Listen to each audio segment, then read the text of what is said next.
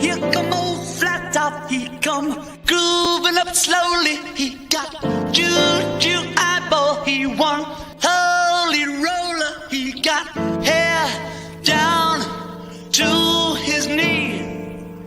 Got to be a joker, he just do what he please.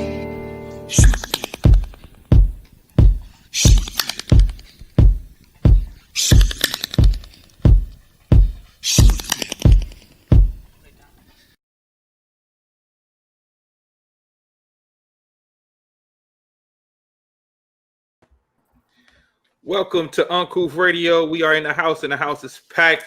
We are live, coming to you live and direct from all of our homes. Man, there's a whole lot going on that we're going to get into and talk about. This nigga Q been on the world tour. He's been on a world tour, disappointing me daily. And many times I keep trying to have the benefit of the doubt, and I keep trying to stick up for dude. He's making it harder and harder as each day goes by. I will say, even through all of this tomfoolery, I still think in his mind he thinks he's doing the right thing, but by saying I'm just pushing a line on who's in office, regardless, because I'm not playing political games. I think the thing he doesn't understand is, even if you're not playing a political game, even the other people around you and the people you're dealing with and talking to, they're playing political games, and they're utilizing you to play political games. Ron, talk to me about what you've been seeing.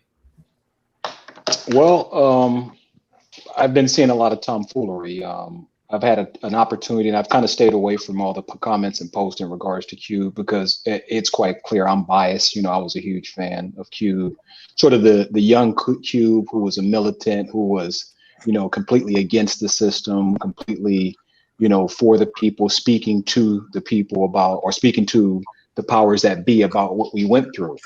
And what we're seeing is what we kind of see amongst most older people. Once they start to get older and mature, they seem to be more acceptance to capitulating to a system than trying to fight against it, you know.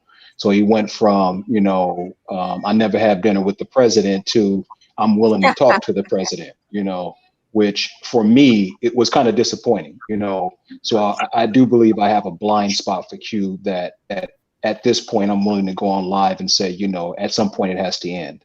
Now, there's sort of two sides to this conversation. You know, do we need a plan or a contract with America? Definitely. Is taking that plan to Trump or the enemy an advisable tactic?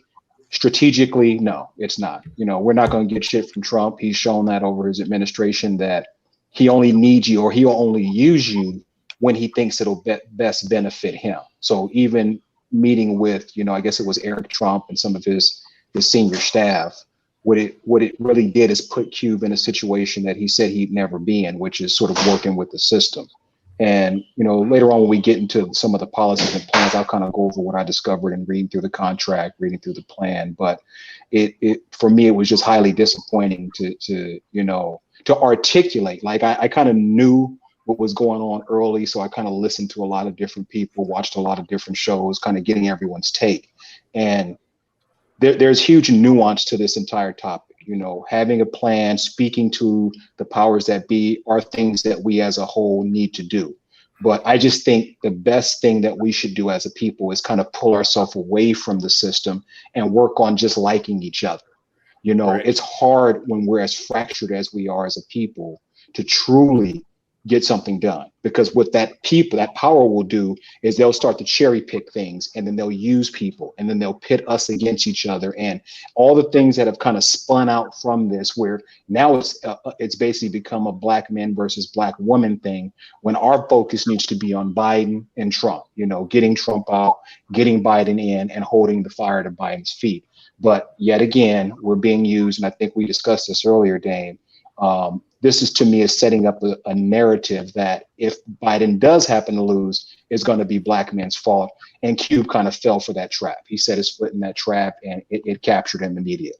Well, yeah, and you know what? I want to address a couple of the things you said.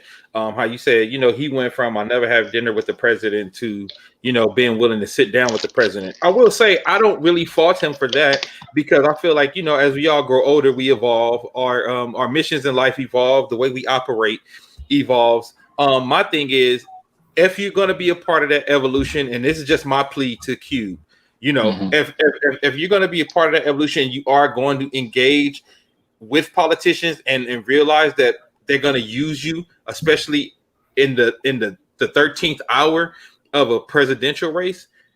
Either have the right people beside you to tackle these gotcha questions that they try to put on you, or be able to articulate yourself what the issue is and why you're not working with Trump. Because the problem comes when he say, well, I'm not working with Trump, but then he doubles down on going hard on the Democrats while pretty much absolving Trump of everything that he does. So that's the part that looks a little tricky to people. You know what I mean? And I think that's the part that I wish he would fix, because and again, I know Quincy talked about this last week. Even he continues to say, I don't see anything for black people in Biden's plan, and nobody who's interviewing him is stopping him to say, right here it says black, right here it says African American. I know right here it says people of color. Right here it says this. You know what I mean? Like, nobody's stopping him to correct them, because I think people are, because the amount of respect people have for Cube, I think people are still trying to give a certain amount of respect to him in these interviews, and not try to, because even Roland Martin was, trying to give him the education without going hard. Like, I don't feel like nobody actually been trying to go hard on Cube. Even April Ryan, I think people really like, yo, Cube, we respect you, so we want to give you information. But I saw the interview he did with Lisa Ray, Claudia Jordan, and that one was very telling to me, because in the end of it, he basically was like, well, Kamala said she was going to call me and she didn't. And they was like, so fuck everything else. Because you know what I mean? So I was like, what we have been talking about, Ron, is some of these things you said, it feel like some of this shit is a little ego driven. And even the way he answered that, when he was just like, well, they said they wanted to have you on the call with Killer Mike and Snoop and all the other black entertainers and Diddy, who have been talking about trying to hold Democrats' feet to the fire. They wanted you on the call. He said, well, they promised me a call by myself. I didn't want to be on a rally call. So it was certain things. I just was like, okay, so do you really want to engage with the Democrats, or you just want to say that you tried to engage and they didn't want to? You know what I mean? And he wants to make it about him, Dame. I mean, honestly, and that's what it's shaking out to be, is that he really wants to make this about him. It's my plan. I got it pushed. Biden took my word and he made it. And that's great and all. But when you're trying to do something for a population of people that have been disenfranchised for as long as we have, you have to humble yourself. This is not the music industry. This is not Hollywood. This is, you're trying to speak for people who have nothing, and you already come off as an elitist because you have more, Right. So when you're not being humble with our sisters, it just sounds terrible. And I'll just be honest and say it live on air. Quincy has been saying this from the beginning. And what I then try to do on the side is find reasons to not make him be right about what he's saying, So I'm secretly behind the scenes trying to find videos, trying to find source. And when you don't find it, you have to then come to the conclusion that, he's just been right from day one about it. And I have no problem saying that, Quincy has been right about this. He called it from the jump. And the biggest thing has always been not disavowing Trump, until you're willing to say Trump ain't shit. I'm willing to take it to him just to say I worked, that I showed it to him. Especially if you're saying Democrats ain't shit too. Like, my thing is, if that's your energy, have that same energy. If you like Democrats ain't shit, I need you to say Republicans ain't shit. But he'll be like, I don't trust neither one of them. But then go on a 10-minute tirade about the Democrats, and then be like, so what about what Trump did? He'd be like, I don't know. You know what I mean? So that's the part to me that feels a bit. Well, he's remained the same. That's his acting career, right? He never got out of character. Like, he remains Ice Cube at all times. We want a little O'Shea. Yeah, that's the part that feels a little disingenuous to me. But also, I think his idea would make sense in a different time and place. And let me explain what I mean. If we were dealing with the average presidential race, I would 100% understand him saying we need to hold Republicans and Democrats to the fire. I don't care who's in power. We need to try to get them to do stuff for black people. If this was the usual, but I think we all recognize, and I think some of us want Cube to recognize, yo, bro, we are not in the usual political time and space where it's like just a Republican grand wizard.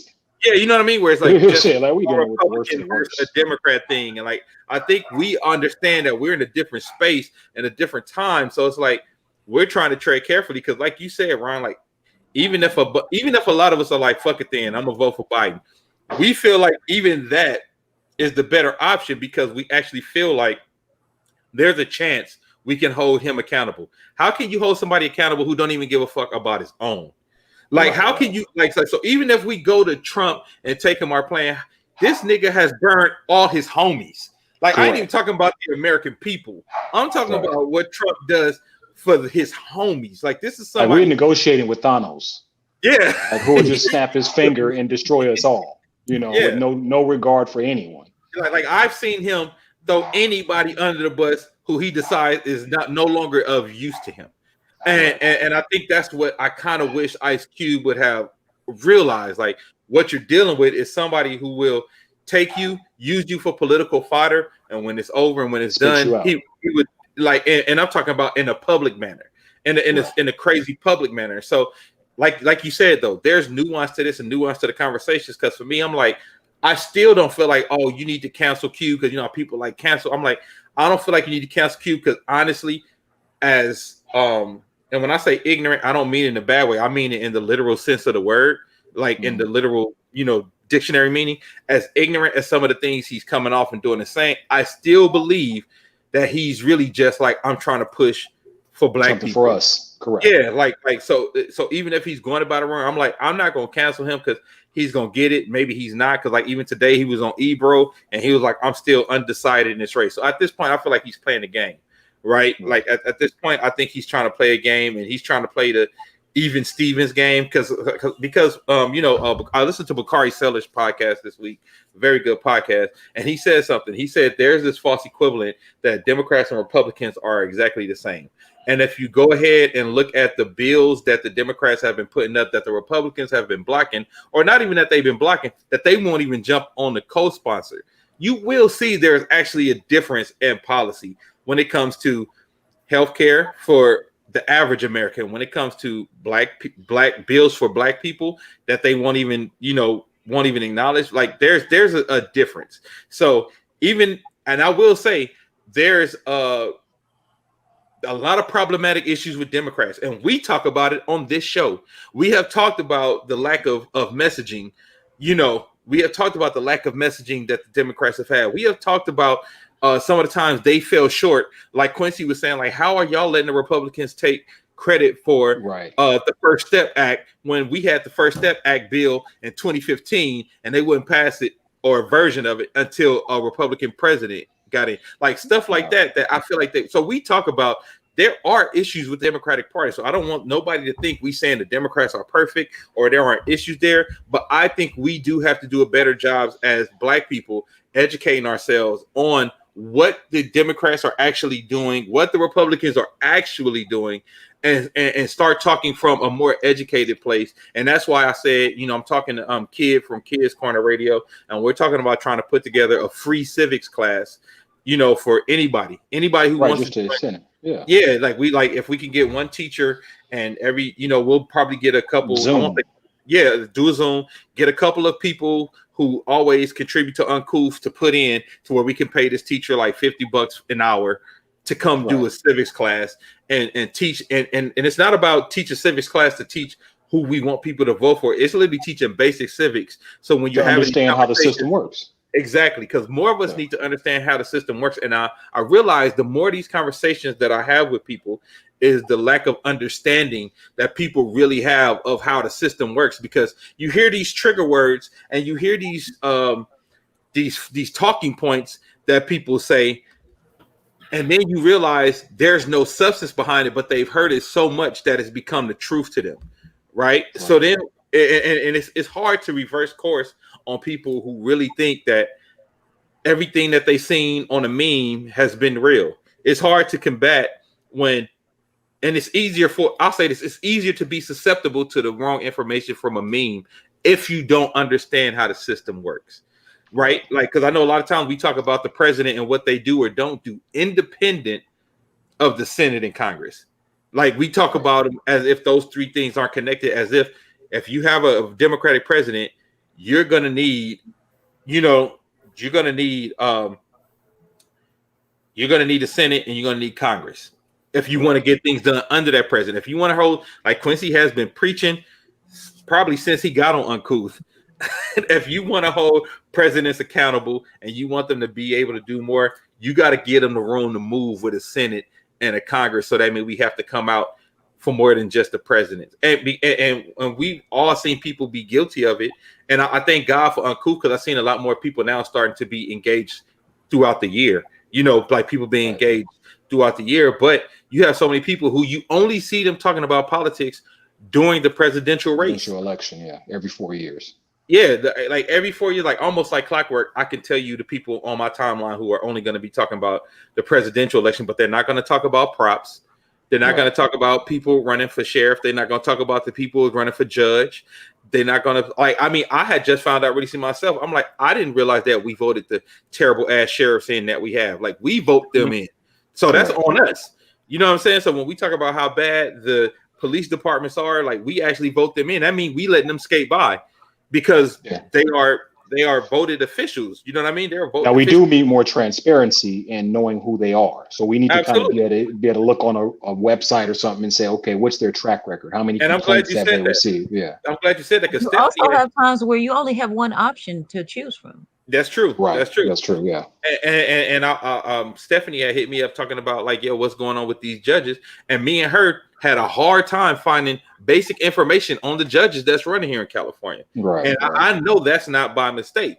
You know what I mean? That's by design. That's by design. They scrub the internet. They have people. Yeah, it was the internet. really hard to find information on these judges and what they rock with. So I just want us to have more, you know, just a more involved with our people knowing what's going on. Like, more of our people being able to explain when you say A, B, C, D, and when you talk about a bill, they can understand where you're coming from. They can understand why a bill didn't get passed. Like how we need. What's my guy in there? The cartoon we used to watch in the mornings on Saturday mornings. Bill. Exactly. I mean, we need to maybe get back to that. Schoolhouse Rock. Posted that for some Rock. Yeah, he did. That whole season as a reference.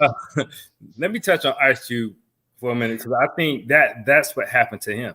I think Cube doesn't really follow politics until it got to election time. And I think what happened was he didn't do his research before he put out his plan and started calling people out. So he started calling people out and say, well, they didn't do this. And because you remember first he said Biden didn't have a plan. And then they was like, oh, yeah, he does have a plan.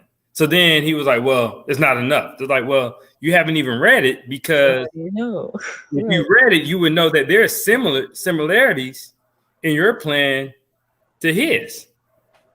Then he said, well, Democrats doesn't do anything. And then the Black Caucus got mad because they said, wait a minute, we got about 14 different bills that include things from your plan.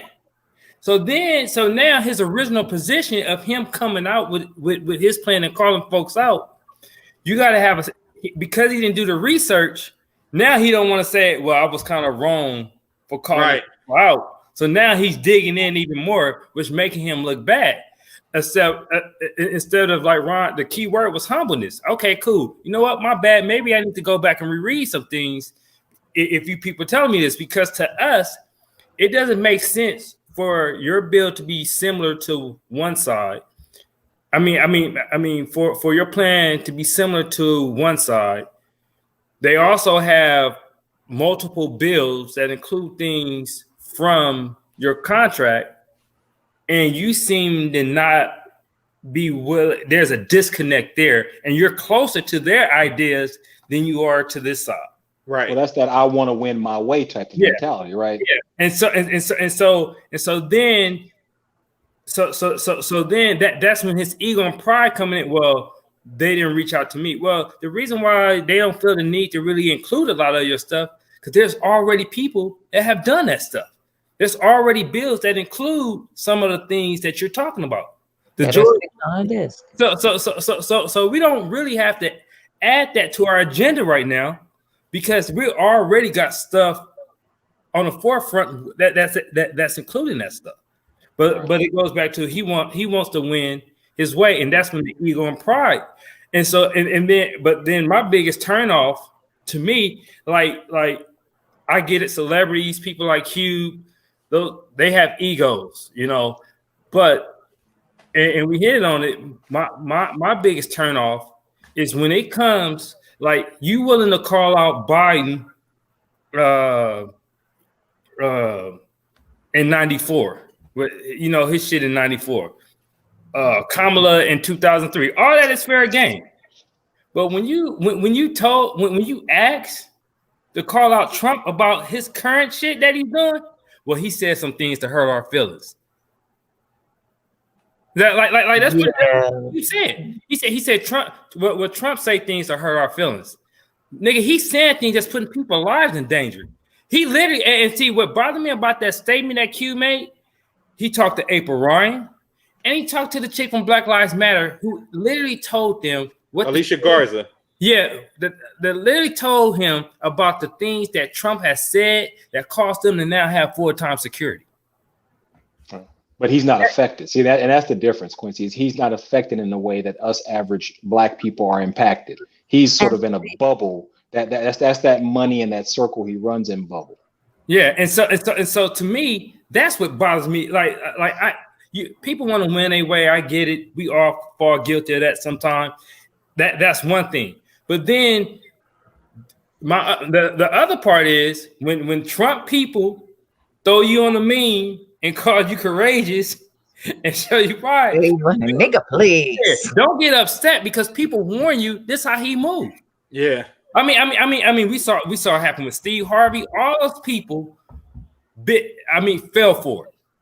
I mean, we even heard from the HBCU president. Yeah.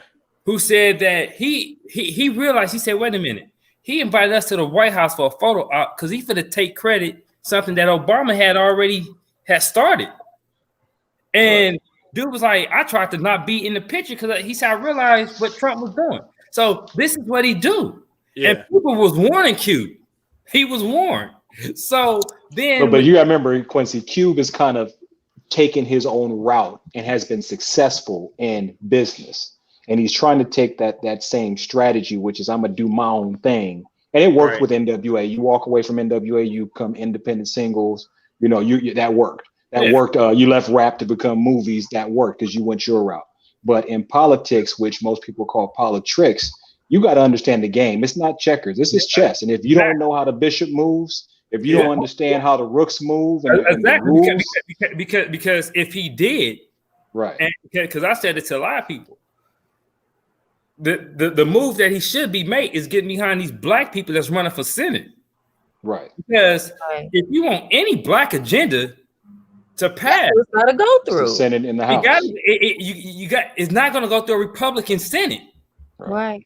And so it would be nice for Q to be behind Jamie Harrison, you know, and my South man, Carolina.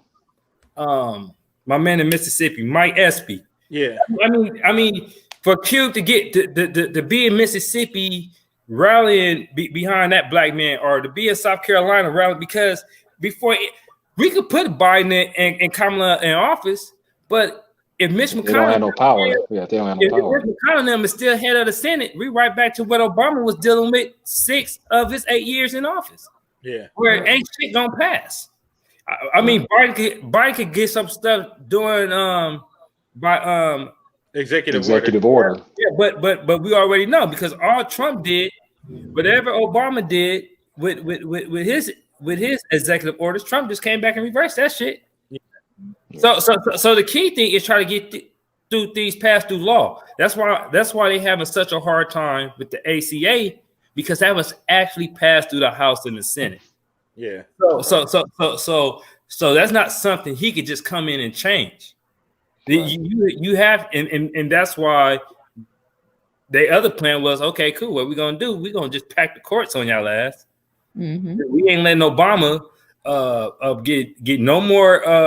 Appoint no more judges, and we gonna take those seats, and that's how we're gonna do it. Well, because they understand the system. They know how this works. Well, just like Roland Martin they didn't said, care about Obama. They're like, all right, well, we'll just get the House and the Senate. You got the presidency. See, I just don't think that this is something that is. If you look at the way that Cube is operating right now, it's kind of like a typical Trump supporter. Like, usually if you get to a point where you have somebody who's supporting Trump, you can introduce all kinds of information to them and they deflect that shit like they have Captain America's shield in front of them. Like, it does not matter how much sense you make. It's like a specific mindset that they have, and you're just not going to change it. And like, I usually get to a certain point, I see where I am, and I'm just like, oh, okay. I do not believe that this is just Cube trying to be Cube and do the best. I believe that he's been weaponized. I think he understands that he's been weaponized, and he's just going with the flow of what this is. His pride won't allow him. Right, because I think at the end of the day, this is still a rich man. And I was kind of deluded about it to where I thought that the statistics were fake about black men instead, until I walked into conversations with clients of mine who, when I'm at these cigar lounges, who are more affluent black men and business owners, it's a gang of these black men who are supporting Trump, which is not something that makes me angry on that level because they're voting their pockets. If you're somebody who has money, you cannot ignore the fact that Trump's presidency will benefit you tax-wise if you have money. If Biden gets in, you know, some of these, every time a Democrat comes in, that's one thing that they do is they will change these tax laws back and make a lot of these rich corporations start stepping up to pay their fair share to keep things balanced out. So I think that Cube has totally been weaponized because there's been too much information presented. He's never been a dummy. Right. And we know, yeah. And too many situations where people are giving him clear information. Like we've talked about a million times, Quincy. If somebody gives me some new information, like even last time where I had mixed up the wording between the Platinum Plan and Cube's plan, where you're like, hold up, and I'm like, oh, okay, my bad. Thank you for the correction. Let me get right on that. Well, any intelligent person is capable of doing that. We have seen the receipts of a bunch of different interviews where people are giving Cube plain black and white information, and he is still dismissive of everything that Trump has done. That's what makes me feel like he knows what he's doing. The timing of this, coming at the last minute, talking about holding a vote hostage, is another thing that makes me feel like he knows what he's doing.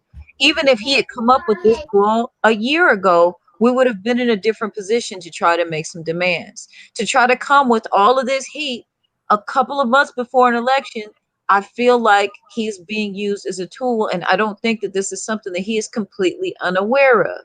I think that this is something that he is doing on purpose, and it's unfortunate, but I'm still not with the cancel culture because we are all human beings. At some point, everybody's going to do something that you don't agree with. It does not mean that you need to cancel out their entire lives. Like, we still need to have room. Now, you might look at that person and say, hey, I know you're not somebody I want to follow, but that doesn't mean that they need to be blasted off of the face of the earth because they've done something that we don't agree with. Yeah, we can cancel 50. A prime example of that is Diddy. All right. So Diddy came out. He matured. Yeah, he matured. You remember Diddy came out with holding your vote hostage. And then Diddy said after he realized what Trump was and what we was up against, he said, I would be disingenuous to tell people not to go out and vote. He said, first, we got to get this man out of office. He's threatening our lives if we go vote. He's like, we got to get his ass out of office. You know what that means, Quincy, is that someone he respects got to him. And this is what I think happened. I don't know if you guys saw the Willie D interview with Cube, where he kind of put it on Cube, like, hey, I respect you. You know, I get what you're trying to do, but you ain't about to get shot at Trump. So that was like a bad play, you know. So, and then you could kind of see like Cube internalize this within, you know, still trying to remain hard, still trying to be that Ice Cube, you know, but it's starting to come from people that support him, you know, the Chuck D's, the Willie D's. Well, that's the problem. He needs to be O'Shea and not Ice Cube, because that hard shit is not, it's making him not be humble. It's like, bro, you seen his acting. He ain't changing shit, bro. He's gonna be Ice Cube on every role and every. It's just like, dude, we're not even talking about humility. We're talking about common sense at this point. If we know common sense is not common. Who has a whole record of not paying people?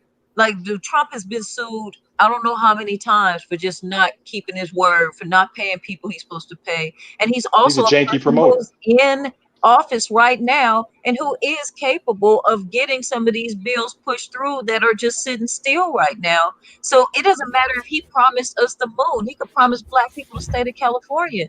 If he lie about everything, who cares what he promises? You could try to act like you want to work with him, but you looking at how much this nigga don't even complete sentences before he start lying to himself. Like he He's an don't even ignorant David Duke. Well, I think the thing like Quincy alluded to this a little bit. Now at this point, you're getting the Ice Cube who's just doubling down and digging in because so many people came for him. I think that's what we get now. Like we're not even getting him trying to address his strategy, like Pandora said. She like it would be great if we could get him to use his platform and address his strategy with people who are, you know what I mean, with people who are already in the mix. Because I think he's pissing a lot of people off because he's acting like nobody's doing nothing except him. You know what I mean? And it goes to what Ron was saying. Now, he did have great people, Dame, help him write the book. No, I know. Claude Anderson, Claude Anderson. People, but these are all people removed from politics. Yeah, but I'm saying when he's talking in these interviews and he's like, I came with the black plan because nobody else was doing it. Ain't nobody doing nothing. That's what he's saying to people. Right, you know right. But there's one nuance, Dame, and I think we discussed like, yeah, actually they have. Some of this stuff is already in a bill on somebody's desk right now. He's still just but like, Sheila, peep this. There was a difference between Biden's plan and Cube's contract. Cube's contract specifically asked for things for black people, whereas Biden's plan is a great plan for all Americans. It references minorities, low-income citizens, people of color. So that's where I think Cube is looking at it like, no, it's not like my plan. You know, my plan is specifically for black people. Well, again, Cube, you're not playing politics. You know, we love, like Quincy has called it, we love to run nigga laws for everybody. But the reality is, in the system we're in, we got to play the game. And let me address this. Let me address this point because before I bring, I'm going to bring Chandra in so you and her can go over the difference between the Biden plan and the Q plan. We don't have to go through every single thing, but we can go through let's go through the similarities. Let's go through some of the similarities. Let's do that. So I'm going to bring Chandra in, but I want to address this first.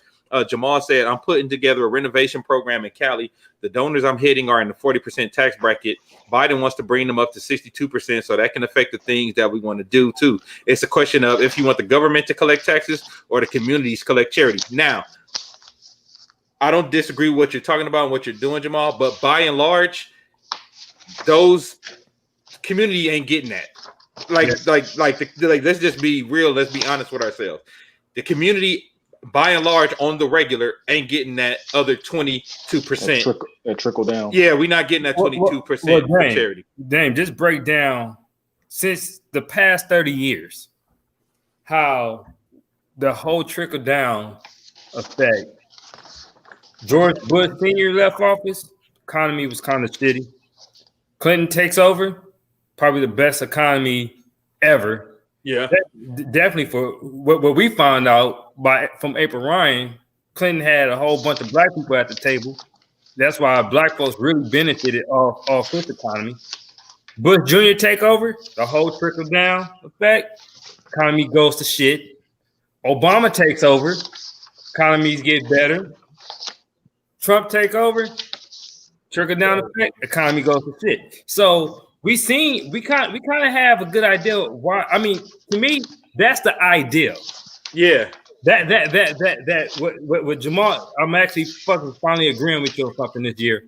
That's actually the idea of what people believe the trickle down effect should be. Yeah. But when you got Amazon, who haven't paid no fucking taxes, and it's like Amazon, you can go down the list. I mean that loan could fix half of our deficit. Just Well, their fear is that we tax them, they're going to move out the country. Let them fucking move. Somebody else will take their place, and they'll pay them taxes. Walmart's already set up to do it. A few other companies, and Walmart ain't never leaving. They're American family.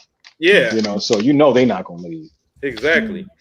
But and that's the thing. I think they try to put that fear on us, Ron. Like, oh, if you tax them correctly, I'm like, why y'all scared of taxing these super rich motherfuckers? Like, they either gonna move or they not. But somebody else will fill that void. I'm not worried about that. So now let's bring Chandra in. Chandra, I want you to come in, and I want you and Ron. Okay, I want you and Ron to be able to go through the these two bills, these two plans. Yeah, the similarities. Welcome to the show, Chandra. I feel like I'm Chris Cuomo right now, nigga. Welcome to the. Let's get after it. One of our longtime contributors. Yeah, one of our longtime contributors, Chandra, is joining us today. We'll get after Chandra and Ron. Yeah, let's get after it. Let's see what y'all feel about it. Okay, well, ladies first, obviously. Well, our most important I know Ron, I know you dove into it a lot more to kind of look at it from the contractual standpoint. And did he take himself off? Yeah, he did. He wanted to give us our opportunity to shine.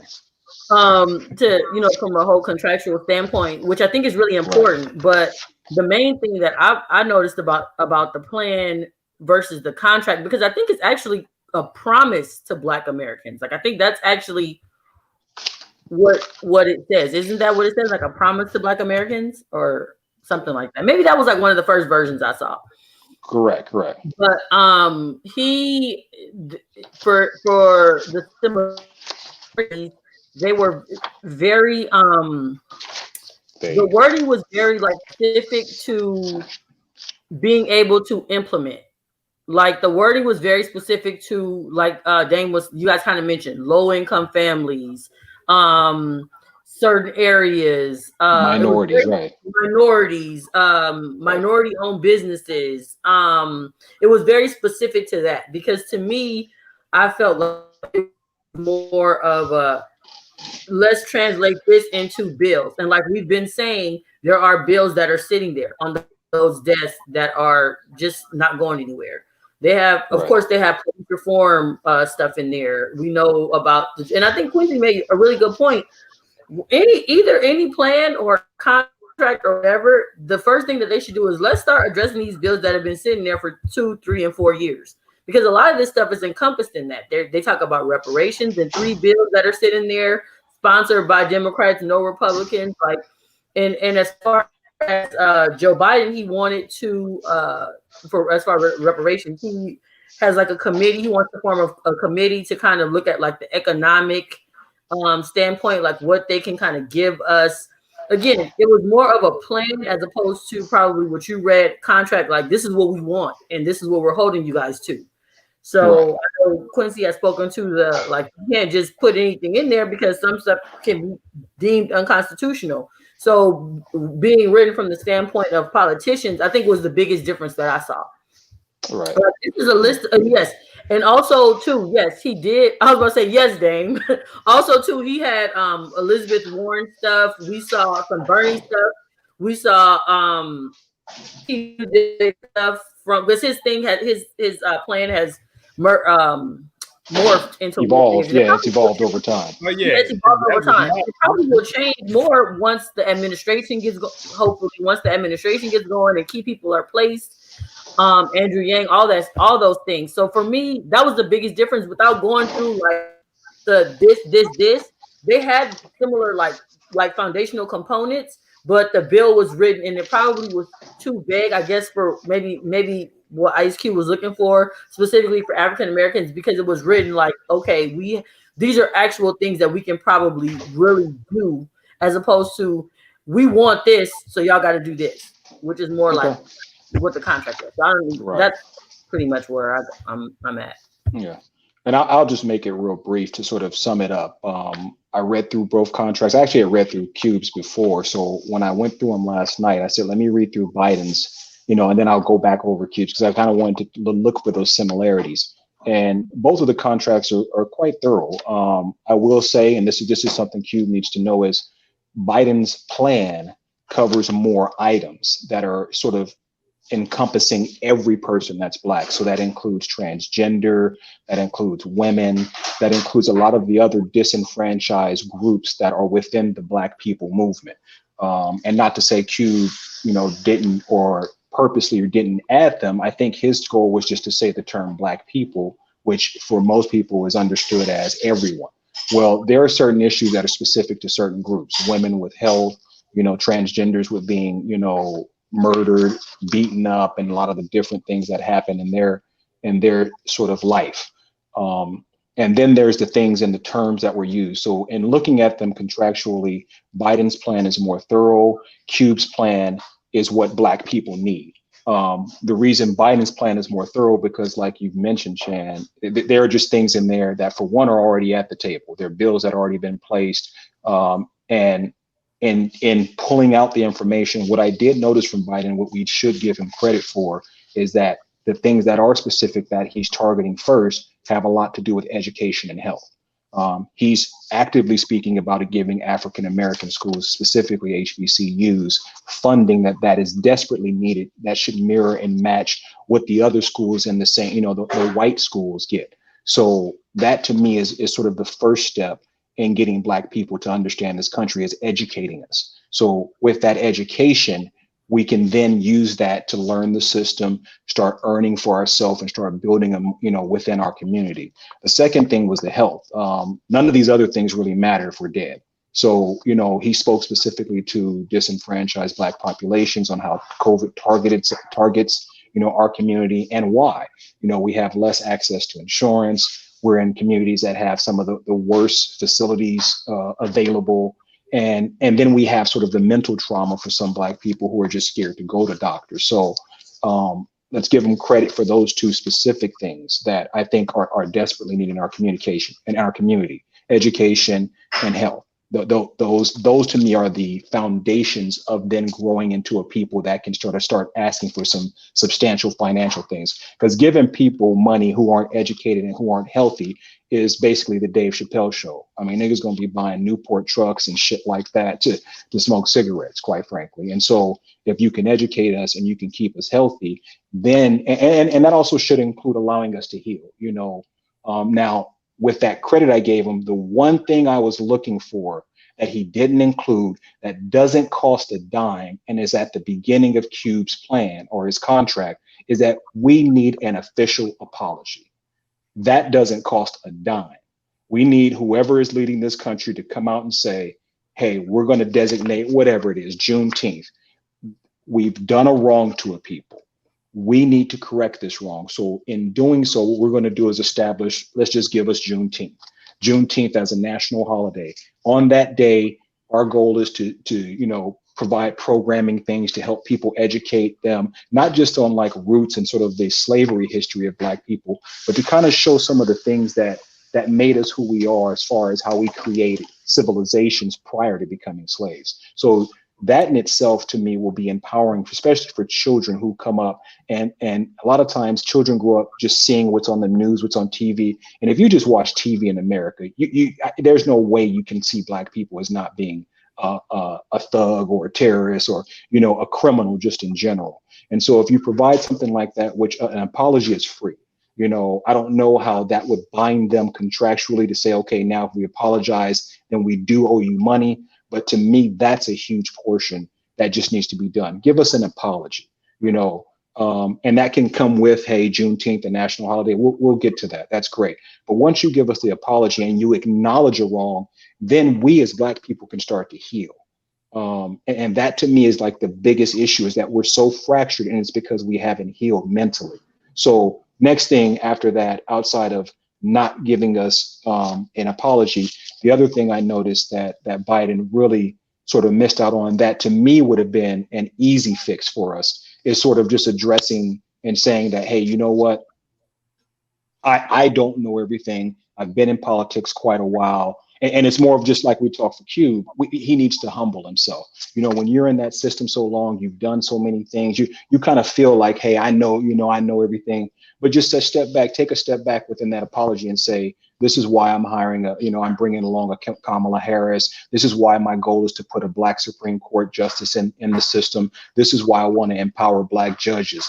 I want to work to include Black teachers. But he has to somehow sort of show that form of attrition, so that even those who don't agree with him, the Trump supporters and people like that, understand that regardless of how you feel, this is something that's going to stand, and it's on the record books forever. We wronged this group of people. We were wrong. We will do our best to help fix and alleviate that problem by allowing them to heal. Now, switching over to Cube's plan, great contract. It's desperately what Americans need, or Black Americans specifically need. But what it does do is sort of provide too much language. You know, it's not sort of narrowed down so that it's as easy to understand. Every Black person will understand this contract, but the problem is the people that are signing the contract are the people we need to fully understand it. And so to do so, I think it would be best for him to now give this to the political people, the April Ryans, and okay, say, now you pull from this and you take the things that are within your plans and some of the things that may not have been included, and allow that to morph into something we can do together. Exactly. This sort of bickering amongst Black people that this whole issue has caused is doing nothing more than fracturing Black people. And with that said, hey, Cube, you got a great contract, but let's deal with what's realistic. So Cube's is a bit overloaded with words and explanations on why we're here where we are. They know why we're here. They understand what the hell is done to us. Let's put just pure substance into it. And I think that's what Biden attempted to do, is just have substance. You know, he does go over a few paragraphs of explaining what happened, but he also understands most people with any common sense know what happened. So this is what I'm going to do. And so they're very similar. I wouldn't say they're 80% the same. I would reel it in to about 60, 65%, which is more than enough for them to say, you know what, it's time we work together. Yeah. You know, but I just think Cube specifically needs to sort of come to an understanding amongst himself. This is not for me. He needs to physically say this. What I'm trying to do is not for me. This is for the people who don't have a voice, you know, and I plan to do whatever it takes to help those people, even if it means saying, hey, Cube, you don't run this. This is not going to come across in your name. Just the idea of knowing that he helped do something for us as a whole should be enough reward for him to live the rest of his life, you know. But I think it's just going to take the right people. So in summing this up real quick, Biden's plan is doable. It could be worded properly. So that's why I think it'll be great to have Black women in the room to help him sort of just change the language a little bit. You know, things like minorities, low income, people of color is very vague. And what we find when we have things like this is that regardless, Black people still get the last of that group's resources. And so if they can work something out where it's either a contract after we make an apology. So what our plan is to do is to work with Ice Cubes and the people like him who have great plans, come up with the formula, sign a contract like we did, similar to with the Indians and other groups that are disenfranchised, and just just show the country that we've made a wrong, because that's the way America started. America has the potential to be the greatest country ever, but we'll never be that until we actually address our sins. You know, you can become a great father, a great person in life, but reality is until you look back and address the wrongs you've done in your life, it's going to always be over. It's going to be, sort of like a halo over your head, or not necessarily a halo, but it's something that's hung over your head and will follow you. And so, in short, similar contract, I think, is more specific to our needs. Plan is great and more doable in this society, but the best option is for those two to get together, merge their plan contract, and work towards that goal over 4 years, setting up that next administration to say, okay, we're going to take that baton and we're going to keep running with it. Along with, like Quincy said, worrying about more than just the presidency. We need to get interested and involved in the Senate. We need to understand what the House is doing. And we just need a basic understanding of civics. That's what we need. So another thing, just real quick, another thing I noticed in Biden's plan is he mentioned a lot of like oversight. Like, this is how, if we're giving, because that was an issue with like the paycheck protection and the business plans and all this that they came with during the pandemic. There was like no oversight. Of course, it was like fast, but like we're saying, this money's supposed to be this type of business and this and that. We're gonna have like plans to oversee it. Correct. These are important too. I would add, as far as the wording, wording is key. You got to remember. So when a lot of people had issues with things Obama was passing, remember, Obama is a constitutional lawyer. That's what. So folks was like, well, you know, Obama got these code words, minority, color, and he did that for a specific reason. Although now that Trump is taking away those things, people know who was benefiting off those things the most. Right. So you almost have to be strategic how you word this stuff, but you have to understand this stuff is not just going to pass without being challenged. Somebody going to challenge it. Right. So if wording, that's why they having such a hard time, because the Affordable Care Act, bottom line, and April Ryan confirmed that was for us. Obama felt like black people suffer the most from pre-existing conditions as far as diabetes, high blood pressure, cancer, all that stuff. So that was for us. So he had to word things a certain. Anytime he did things for black people, he had to word it specifically a certain way, because you got to understand there are folks that's going to hire constitutional lawyers who's going to challenge whatever comes up.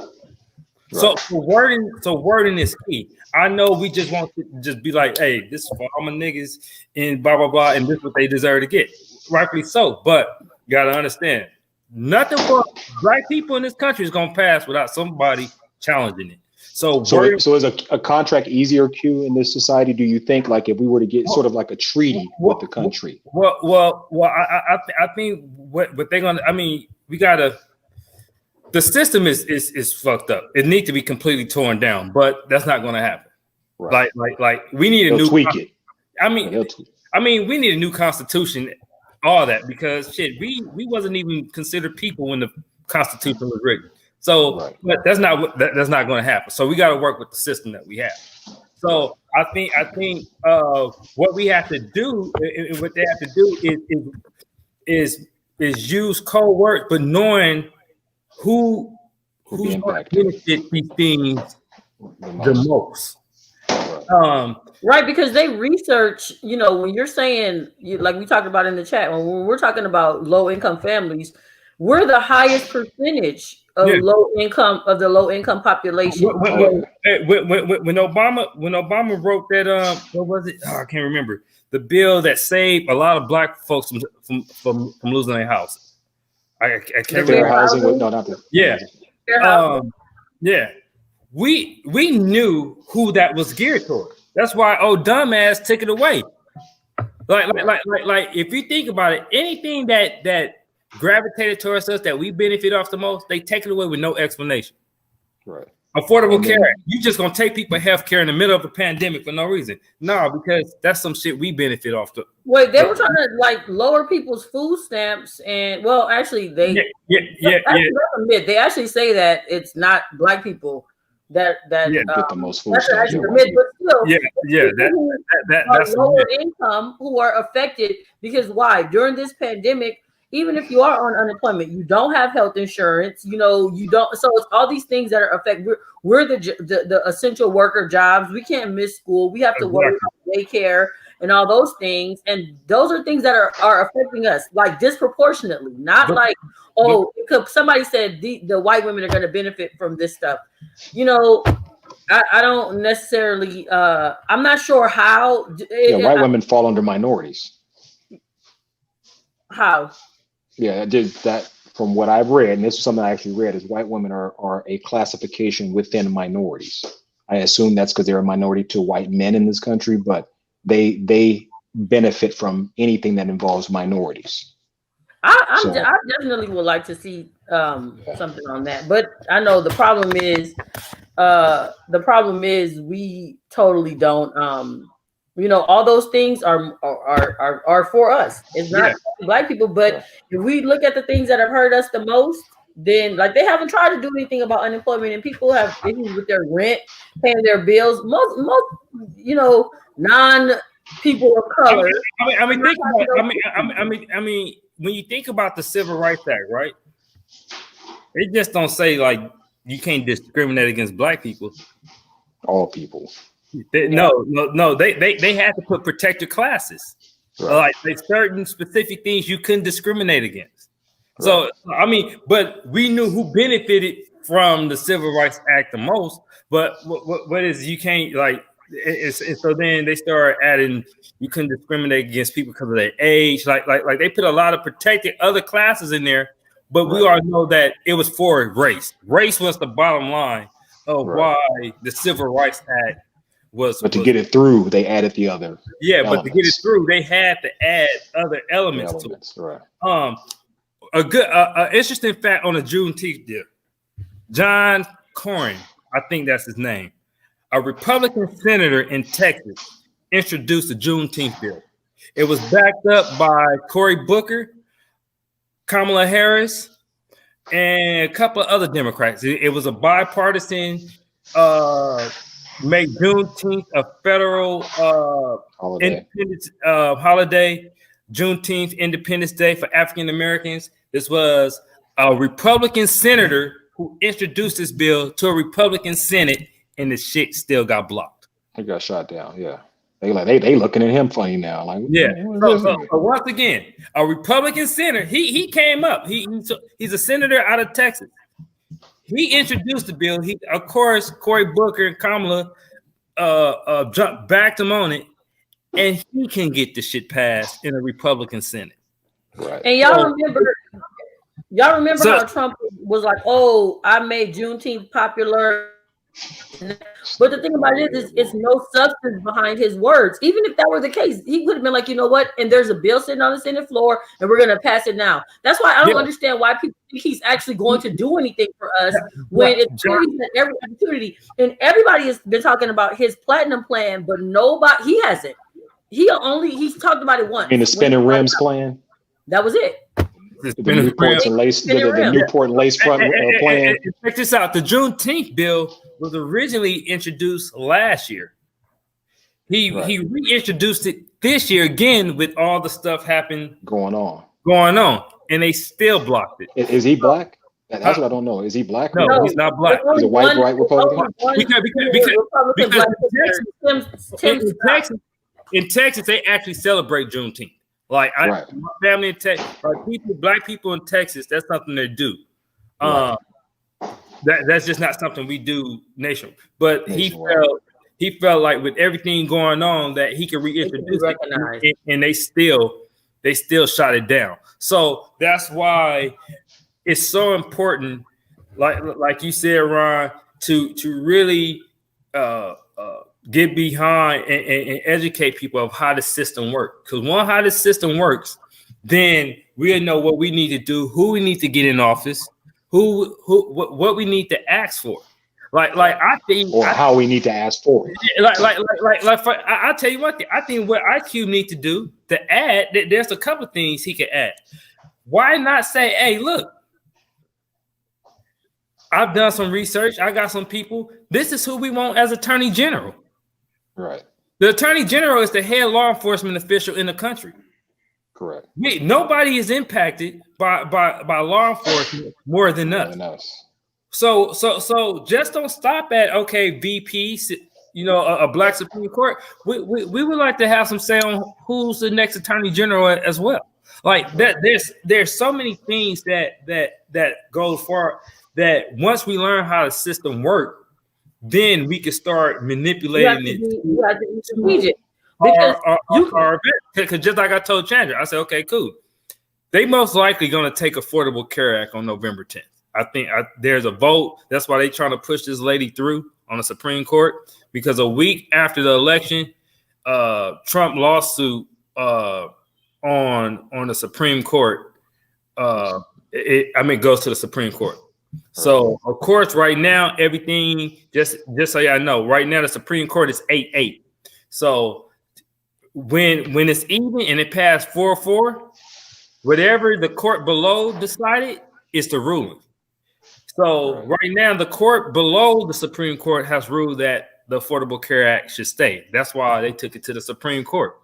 That's why they're trying to rush this woman in, so it won't be a 4-4 vote. Right. Most likely it's going to be a 5-4 vote, and they're going to take it away. Now, what the reason why why this election is so key? Now we get Biden in, and we want Biden to pack the courts. All right. I mean, you take people health care away, Republicans have no plan. You're gonna have a whole bunch of people, uninsured people that's dealing with COVID who don't have health care. So most likely that's why they're gonna have to pack the court. Well, the key thing about doing that, he got to have the Senate. Right. And then one thing we're gonna have to do is if he does pack the court, we have to make sure that he at least or Kamala, whoever, gets a second term, because trust me, if he packs the court, they're gonna try to take it away. They're gonna do the same thing, yeah. If a Republican, they're gonna do the same thing. Mm-hmm. So it's very important that once we know how the system works, we start to try to manipulate it to our advantage. But first, we got to get him in office, and we got to get the Senate. But for anything with black people to pass, and like Chandra said, I feel the first thing, because he got to deal with COVID, but one of the first things Biden is going to have to, I would think him and Kamala have to do is tell, if they're a Republican Senate, like, look, whatever bill's been sitting up there, you need to deal with those first, and then build from there. Yeah, let me address this. Pandora said, I was gonna address that comment because go ahead. I actually read what she said about there being weak about packing the courts. Actually, I'm not quite sure what exactly she meant, or if she's saying they're not saying anything, but they're right not to, because what happens is there are a group of people that the Democrats are trying to get to vote for Biden who they don't want to alienate by saying we're going to do this. So they have to like kind of play politics with it. Like, I don't know, maybe not. I don't know. We know they're going to do it. They have to, like Kim said, they have no choice. Because again, let's remember it started. Let's remember where this started back in the day when they stole a Supreme Court justice, and during an election year. So now we got to figure out, what do we do? So yes, there are the moderate independents, the people who are more traditional, constitutional minded, who are like, no, we shouldn't do it. They should not say they should. They shouldn't say that they should, because Biden said, look, it's going to depend on what the Republicans do with the Supreme Court. I think that's pretty much telling us that, yeah. But as far as coming out, their move will dictate our move. Yeah. Because me and Dane, check this out. Me and Dane broke down, like, really, if RBG would have allowed Obama to replace her. What we say, Obama should have 4 Supreme Courts, right? Yep, 4. Yeah. He should have 4 Supreme Courts. You better believe if Obama had 4 Supreme Courts and Trump was coming in office with the Republicans having a Senate, that they would definitely fucking pack the courts. Mm-hmm. Right. There's no way in hell they would allow Obama to sit up there with 4 Supreme Court justices. Yeah, because he should have been able to replace the 2 he has now. He should have been able to replace Ruth Bader Ginsburg, and the Neil Gorsuch pick should have been his. So that should have been the 4 that he had. And check this out. And Republicans have done it on a state level. They packed the courts in Arizona. They've packed the courts in North Carolina. They've been packing the courts to get their way on a state level. So that's why I think it's funny that they come out like, by packing the court. They've been doing this shit. Yeah, right. That's how they've been getting. That's how they've been getting all the. I was gonna say that's how they've been getting all the damn what's that called when they change the districts or the redlining? Gerrymandering. Yeah, that's how they've been getting all the gerrymandering, because they've been packing the courts in certain places. All right, so we're gonna go into the next piece. I want to bring Sheila in. I want to talk to the ladies for a second. I want to talk to just the ladies for a second before we bring the fellas in. Okay. Sheila, we want to talk about Blame Black Men was trending today on Twitter. I agree with you, Pandora. She said Republicans are thugs and Dems need to stop with all the we go high shit. We've been preaching that for years. Yeah, I've been screaming that shit for years. We need to have that on the uncool t-shirt, because we've been saying that all along. That is not a point of contention here with us. Black men. Blame black men. So basically, we see that Trump has been trying to get 20% of the black male vote, because that's just all he needs is 20% to kind of help take him over in some of those places that he needs the electoral. We've seen that Jamil Hill tweeted today about how black men really just want to be a part of patriarchy and don't want to dismantle it. We want to be part of the power play, and I think some of that goes to some of the Cube interviews and some of like with 50 Cent's tweet, which I don't even know why people still take the shit he says serious anyway. But and then an article came out today that said only 36% of black men thought that picking Kamala Harris was a good pick for VP. So you have the vast majority of black men who didn't want Kamala Harris as the VP. I'm sure they have their reasons, but we all know, we say this all the time here on Coop Radio, America is much more sexist than it is racist. And then you have a woman like Kamala Harris. I'm sure both of those things are going to come into play. And, you know, we've had these conversations how I think a lot of men hide behind some talking points that actually aren't factually correct. And even when you give them the factual data to combat, because I had even been guilty of saying it myself, because I had heard it so much. Kamala Harris locked up a bunch of innocent black men. So I was like, let me go do a deep dive for myself. And I found out I was wrong. I found a lot of the information that I had been getting was wrong. I found out that she was more about recidivism than most other DAs. She was one of the most progressive DAs. And of course, I'm not saying that she's above reproach. I'm not saying she did everything perfect, because there are some true critiques that can be had, right? Some of the real critiques are she didn't prosecute police the way she should have, or didn't go after some of the police the way she should have, and some of those police brutality cases. That's, to me, one of the biggest critiques that I have found to hold true out of all the things that I had heard.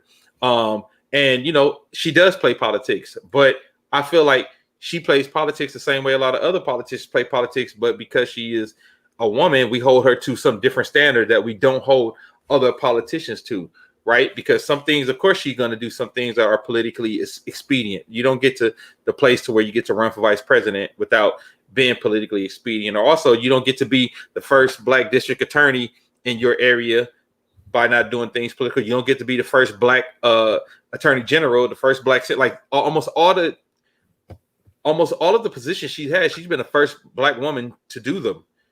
You know what I mean? So of course, there's going to be some piece of her having to play the game. But again, like I said, I honestly feel like we hold her to some kind of precedent that we don't hold black male politicians to, white male politicians to, even white female politicians, because Tulsi Gabbard was way worse when it came to arresting black people. She was way worse when it came to backing shit for mass incarceration. But I never heard the same vitriol and the same things we heard about Kamala being spit towards Tulsi Gabbard, not Tulsi Gabbard. Even when even Klobuchar, they were Klobuchar, yeah, Tulsi Gabbard and Klobuchar, and I heard none of that same vitriol stuff spit towards them. So I thought that was interesting. So I wanted to get y'all take on what do y'all think the issue is with black men and some of the black women that we see in politics. To be honest, I'm not gonna go into a deep dive of it, because I just feel like it's simple. When it's specific issues with black women like that, with no real like backing, like you just gave a perfect example of what I would respect from coming from a black man. Well, I've done research. This is what I don't like, but I can tell you this outweighs and makes her qualified because of this. You know what I mean? Like, boom. Of course, we don't agree 100% with everything. You know, we don't have to support you just because you're black, but don't say I don't support you because of falsities. Now, when it comes to the issue that they have with her, I think it goes beyond just like I have issue with her because she locked up a bunch of black men. I just think it goes to basic like women hatred. Like when you get people like that, it's just I hate black women. I don't know. Maybe your heart was broken. Maybe your mother was a prostitute and left you with, your grandmother. Maybe you I don't know what happened. Some deep issues of therapy that you see a black woman and maybe you mad because she married a white dude. Again, I don't know, but it has nothing to do with her politics, because when we make a list and say this is what it goes back to, and then it goes back to what you were saying about sexism, because again in 2016 we have 4.4 million voters stay home, and a third of them were black. Now, people are saying, why are we blaming the black men? Well, because we know like 98% of black women voted for Hillary Clinton. So if a third of the people that didn't show up were black, that would stand to reason that what the ones that voted were a big number were black men, right? Number of black men. So why is that? Now, I believe that that's more, that we talk about being more sexist than racist. There we are. A lot of men were, it was like 50-something% of, it was a lot that voted for, but Hillary had her own issues, of course. Yeah, Hillary had a lot of warts. She had her own issues where, I didn't feel like it was a lesser of two evil situation, but it wasn't a likability factor about her that made me feel comfortable. Like we had talked about, we didn't vote for, I didn't vote for Biden in the primaries, but when I had to vote for him this time, I wasn't like, oh my God, this is the word. You know what I mean? I was like, okay, he's qualified. Like, okay, this is where we're at. Same thing with Hillary. Like, I was like, clearly between the two of them, she was more qualified. But then I just to wrap it up, I really think it's more. And a lot of them who feel like that and say that, I bet you they probably aren't registered voters, or they don't vote regularly. Like, they can't be educated in the politics. And again, the meme historians, the meme politicians, the meme voters, that's what they are. It's not anything of substance, because I'm not surrounded by people like that. So I can't say, oh, this is my experience. You know what I mean? Well, yeah, but I know you seen, Quincy on Quincy's page. I seen on my page. Yeah. When I try to give, I try to give the info. Like, this is like, if you feel that way about Kamala, like, let me give you the correct statistics. But it's never goes. It goes back to this. This is where I'm at with it. I'm gonna just say the 50 Cent, because like Ron said, he needs to be canceled. He makes my stomach turn. I can't stand him. But he did say basically, like, look, Trump is about to give me a tax break. This is who I'm going for. Keep it real. I don't like her because I don't like black women. Like, I'm not rolling with Biden because I have a problem with black women. Keep it real, because you're not giving me any evidence of what is falling in her Senate record again, because they're talking about her prosecutorial record, but we're not talking about, we're not talking about anything in her Senate record. And if they are, again, half these bills we talked about for black people were co-sponsored by her. So I don't know. People might say, oh, they're involved and they're this and they're that. Involved in conversation and involved in facts are two different things. So I'm very proud of my Wi-Fi right now. So I think I need to leave before it gets, bring someone, because I'm just roll. The whole time. Boom, boom, boom. All right, Sheila, give me your thoughts on this phenomenon, and just to even what Pandora said, even her friends with degrees who find themselves active in the process still feel the same way about Kamala, devoid of the facts, devoid of what actually happened, and devoid of her actual rate of arrest and of a marijuana arrest. Her actually, like, you know what I mean, like the actual numbers. In the face of actual numbers, people will continue to still feel the same way. What do you attribute that to? Hold on, you're muted. I think it's programming. To Chandra's point, it's like there has been specific programming to make Black women be held at a completely different standard than anyone else.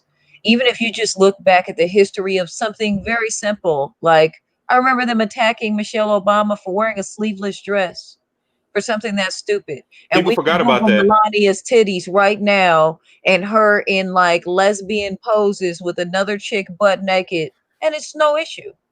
Can you imagine if there were a time where Michelle Obama had anything that looked like some lesbian pictures that you could pull up, or her naked body online? They would have staged a coup. Like they would have gone completely bananas.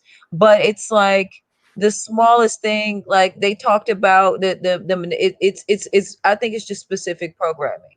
Because even if you look at the way that they framed the relationship that she had when she was younger, now she a hoe because she, slept with some dude and he and his feelings because she didn't want to stay with him, okay, whatever that relationship was, that was their relationship.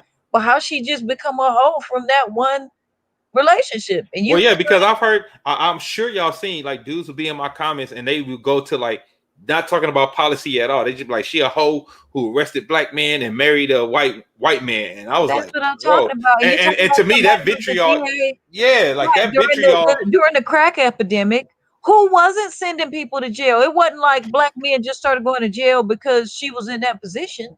Right. It's just like there is it's specific programming where people have heard stuff and heard stuff and heard stuff. None of these people are people who do any real research, or they would understand how far out of context this stuff is being taken. They're just being programmed. And I've had these conversations before. Honestly, I thought it was BS. I thought they were trying to program us to blame black men for this. But no, I've met a lot of black men with money who really are like going for Trump. And even when you try to give them new information, there's some kind of crazy mental programming where they just reject all of it. I've never had any situation where I'm trying to engage in a conversation, even a calm one, with someone who's saying that they're caping for Trump, and they say, "Oh man, I didn't realize that part of the game. Maybe I'm going to change my mind." It's like it's specific programming. And so that's where I'm feeling like, just like you talked about, you have all these people, oh, Kamala did this and Kamala did that, and you hit them with hard facts, and it's like, oh well, nah, like they still, it's like a part of them that digs in that needs to believe the absolute worst about her, but everyone else gets the benefit of the doubt. And it's absolutely ridiculous, and it's really hard to stomach. But that's really where we are. It's gonna take some time and some reprogramming mentally in the way that everyone looks at black women, because we're always held to some completely different standard than everyone else. And I And think it's we need to. exhausting. I think we as black men need to really start listening to y'all say that. And like I've been able to sit back and watch it.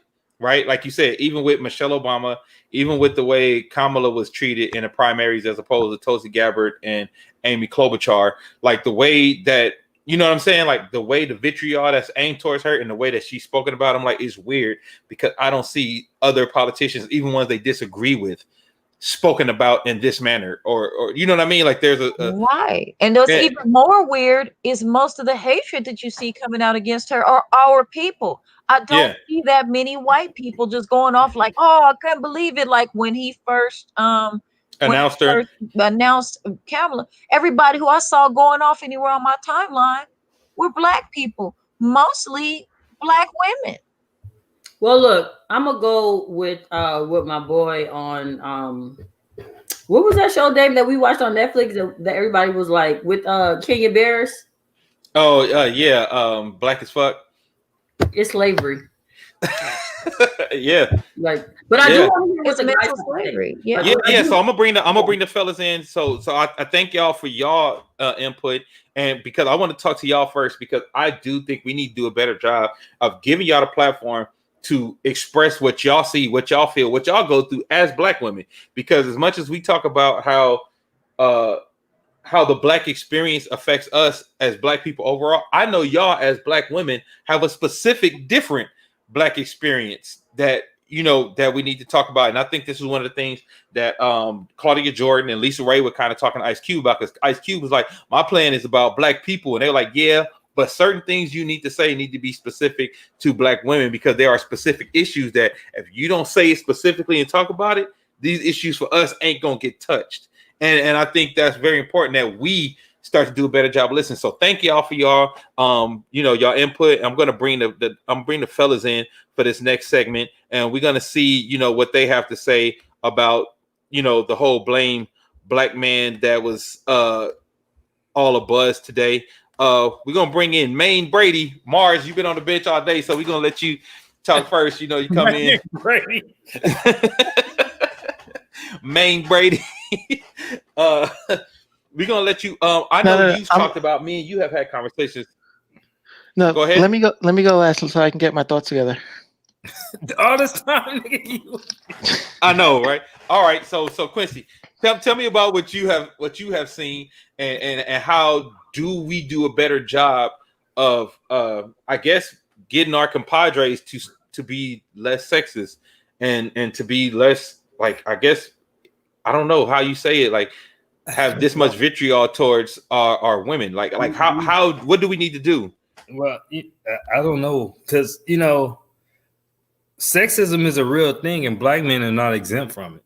You know, it runs in damn near every culture, and it definitely runs in ours. And it's sad because, you know, I think was it Malcolm X that said the most disrespected group is the black woman, and you know, something just have to be disqualifiers for you, man.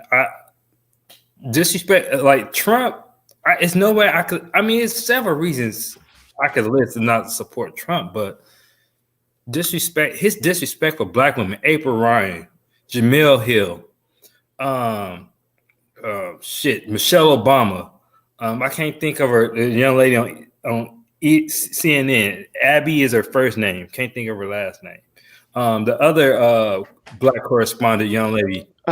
You Cinder from MSNBC. He calling them nasty and Tiffany Cross. Yeah. Yeah, I mean, even fuck it. I say Omarosa, and I'm not an Omarosa fan at all, but you can't call her no dog. He called her a dog. Yeah.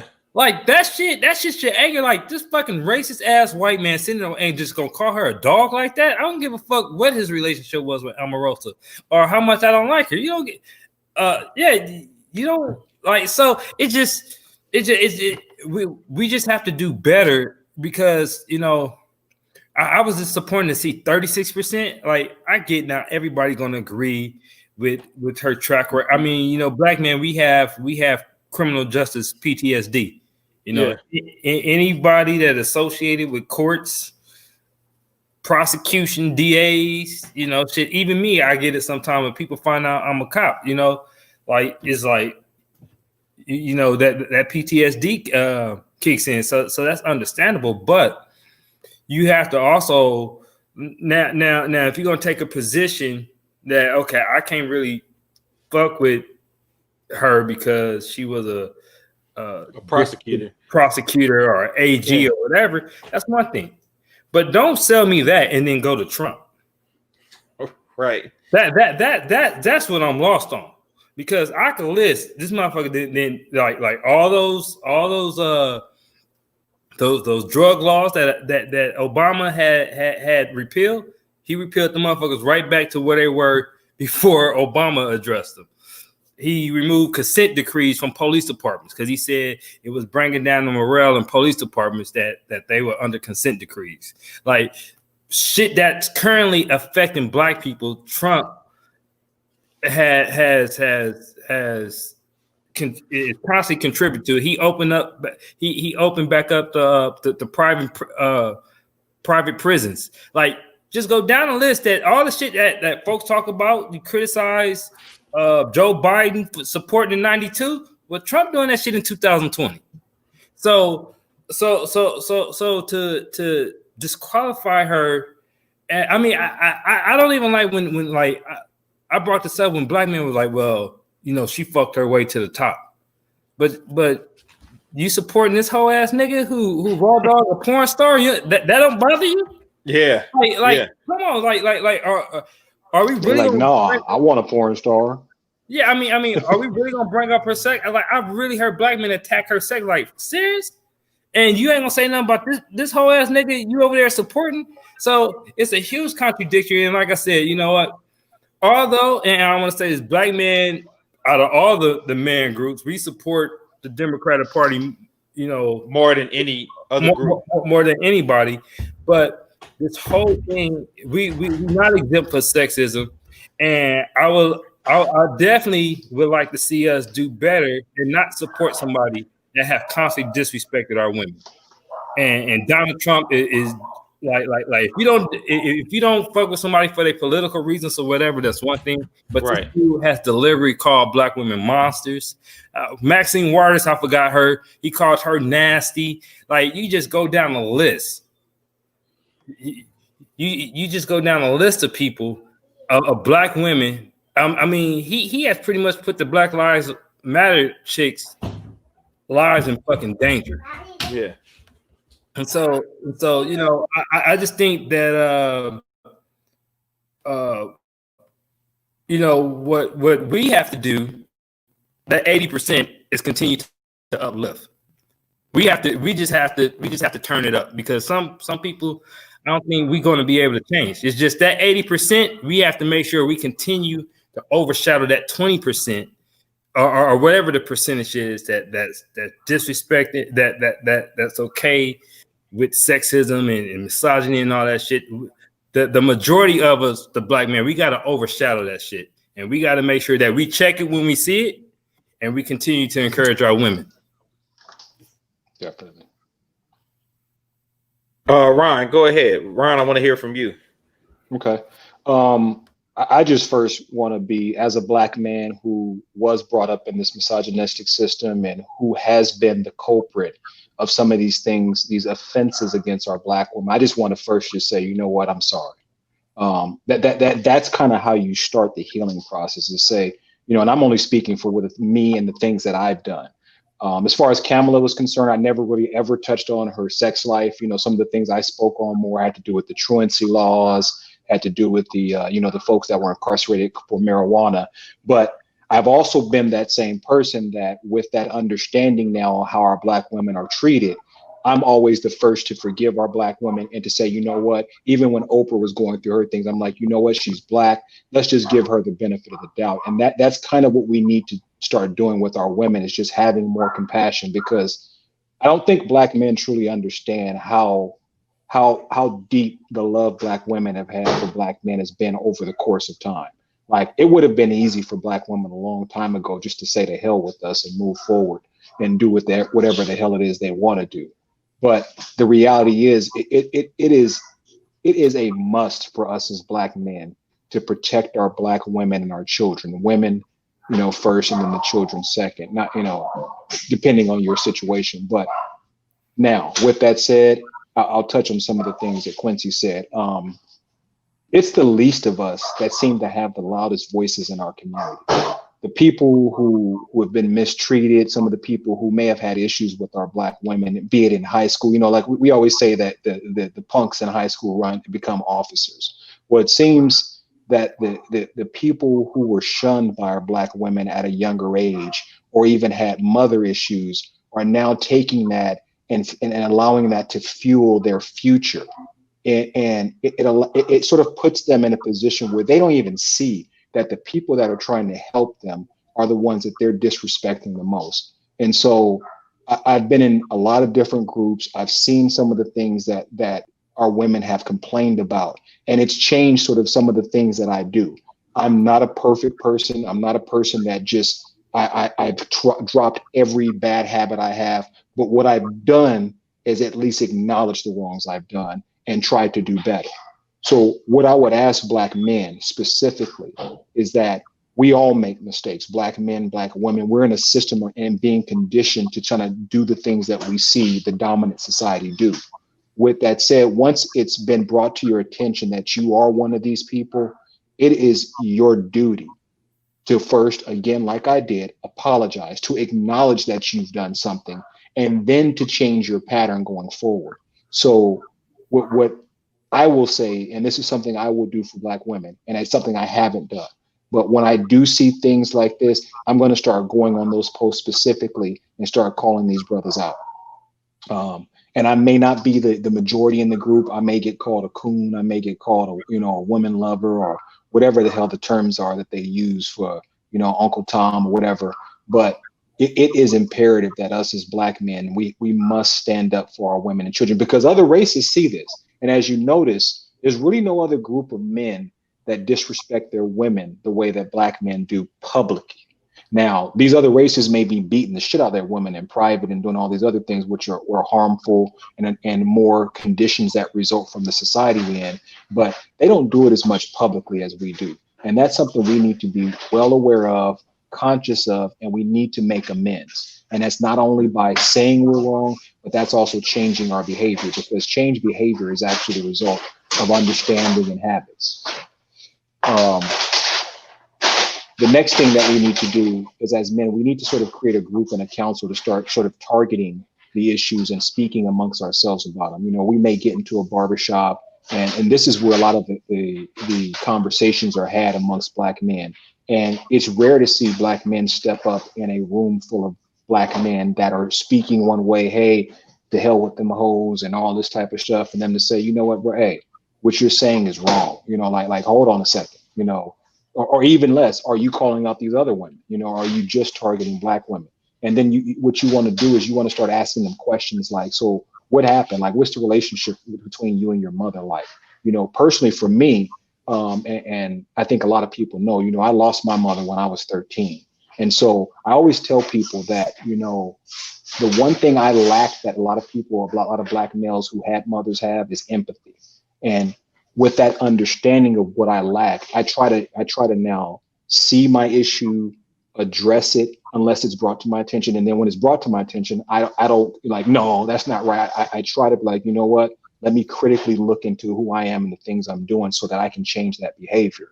And if we can become the majority in these rooms amongst mostly black men, the barbershops, all the places we hang out, the pool halls and things like that, just speaking up and others seeing, because I think there's quite a few more like us who want to change, but in crowds you become sort of a sounding board to what the crowd is speaking to. So if we can start doing that, start apologizing to our women, start being more compassionate, and then just start giving them the benefit of the doubt. They're going to make mistakes. They're going to date white men if that's something you don't like. They're going to fuck their way to the top, just like every other man that would do the same if that was an option for them. So if we can hold them to the standard we'd hold at least other men to, then we can start showing them that, hey, you are a part of our society. You mean a lot to us, and we're going to protect you.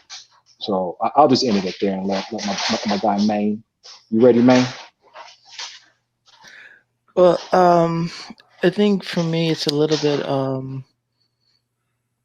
bit more close to the vest, because as I've gotten older, I've started to really look at women a little bit different, to the point where I have to revert to my childhood. And the strongest person in my family was my mother.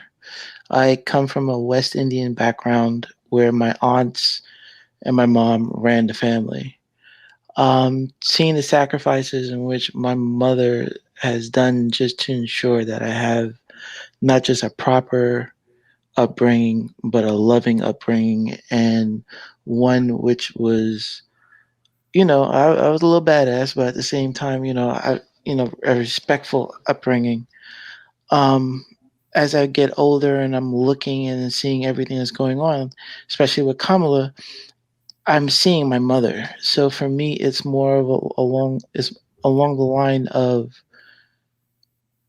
the question is, do you respect your mother? Because at the end of the day, your mom is who raised you. Your mom is the head of the table in most households.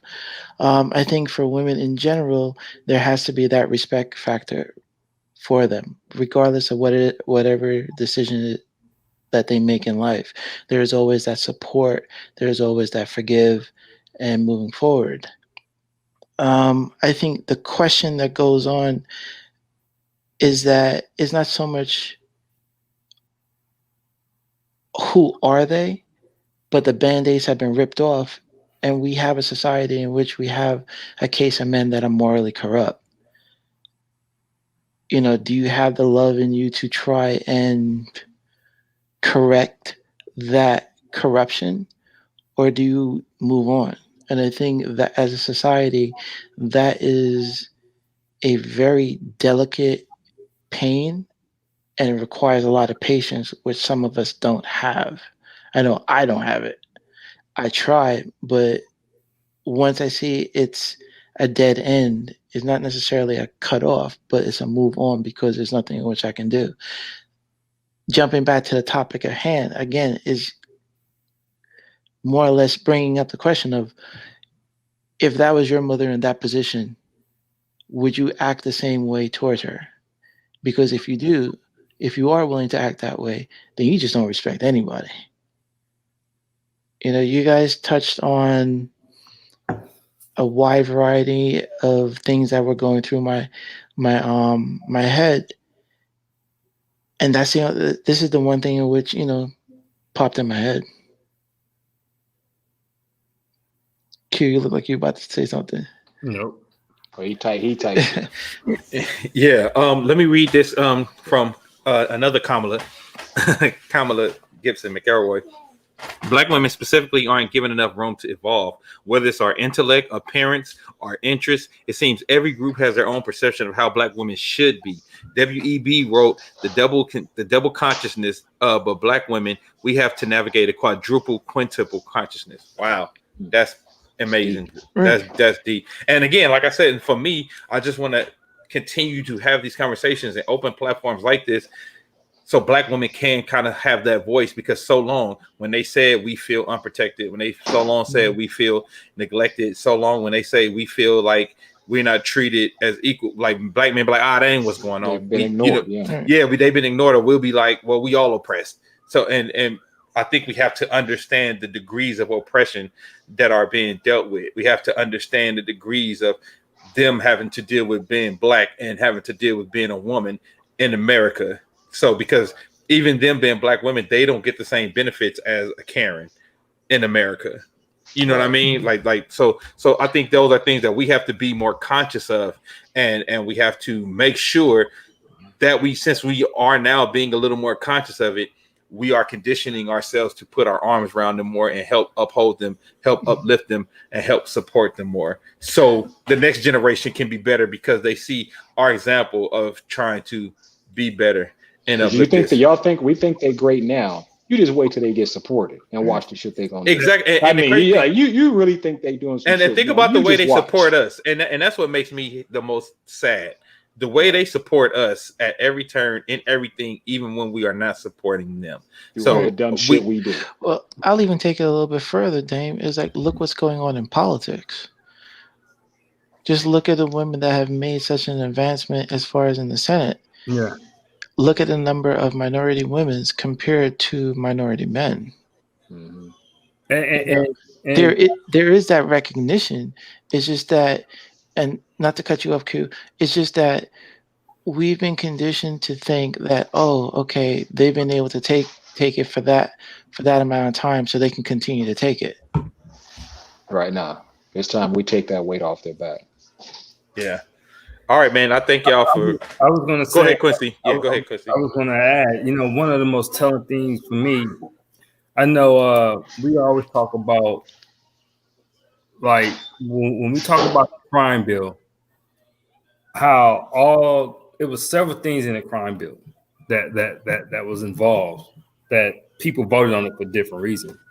And one other big thing that was in there that a lot of people supported was the Violence Against Women's Act. That was a part of the crime bill.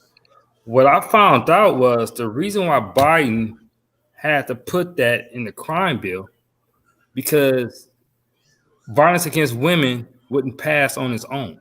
Wow. Misogynistic society. And I went to some other hearings, and they had women in wheelchairs testifying how their husband broke their backs, and these was white women, which get to my next point. They don't give a fuck about their own women like this. They don't give a fuck about their own kids. Let's talk about the gun laws. I mean, he had to put the violence against women into the crime bill as like a bargaining, like we talked about how everybody he had to put because the shit wouldn't pass by itself. Which sounds insane. Which go to my next point. Kelly Robin. She's a House representative in Illinois. She proposed on 9/11 to this year, Protect Black Women and Girls Act. That is something that I don't give a damn who we put in office. We need to be trying to get that. This is why it's so important that we really push for people in these next 2 weeks to try to get that Senate seat. Because this is something that needs to pass, especially after what that bastard did with Breonna Taylor, and he didn't even present that case as a murder case.